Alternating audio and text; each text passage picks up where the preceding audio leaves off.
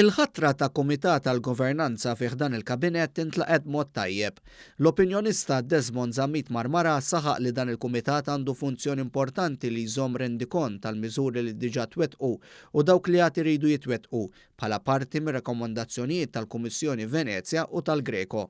Għalhekk saħaq li d-deċiżjoni li ħal Prim Ministru Robert Abela tibgħat messaġġ b'saħħtu.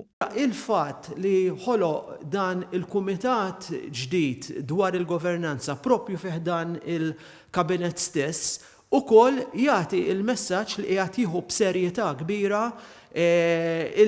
it-taqtija kontra l-korruzzjoni u anke li jkun hemm governanza tajba. Fil-waqt li Desmond Zammit Marmara saħaq li l-ewwel deċiżjoni tlaħħad Dr. Abela juru ħidma favur it-tisħiħ tal-istituzzjonijiet, ħidmet il-Gvern anke tiffoka dwar l-infurzar tal-liġi u favur it-twettiq tal-ġustizzja ma' kulħadd. Dr. Abela naħseb ta' messaġġ qawwi ħafna meta qal li ħajes jiġi fuq l-infurzar tal-liġijiet.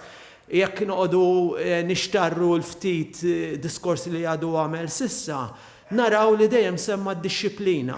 L-opinjonista li jixtarru jitħaddet kif iħossa qal ukoll li l-għażla tal-kabinett ta' Dr. Abela hija waħda bilanċjata bejn l-esperjenza, l-enerġija u l-entużjażmu. Zammit Marmara qal li deċiżjoni għaqlija li ħal Prim Ministru kienet anki dwar l-ambjent. Anki kif għaqqat minn il-dekasteri ukoll nagħti eżempju pereżempju meta għaqqat l-ambjent mal-ippjanar hemmhekk ta' messaġġ pożittiv għaliex għax fl-aħħar ġimgħa ġieli kien hemm u anke fl-aħħar snin ġieli kien hemm kritika li forsi l-industrija tal-kostruzzjoni ġieli qed teqret l-ambjent. Allura meta huwa għaqqat l-ippjanar mal-ambjent qed jagħti messaġġ li minn issa l quddiem l-ippjanar dejjem irid jagħti każ tal-ambjent. Intant il-Kumitat tal-Governanza fih dan l-Eżekuttiv tal-pajjiż se jirrapporta lura lill-Kabinett mill-iktar fis possibbli biex jibda jitwettaq il-programm meħtieġ.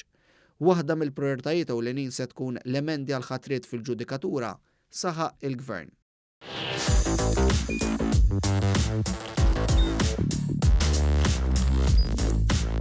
Idħol fuq one.com.mt u hemmhekk tista' tara l-programmi kollha li jxandru fuq One permezz ta' One Play.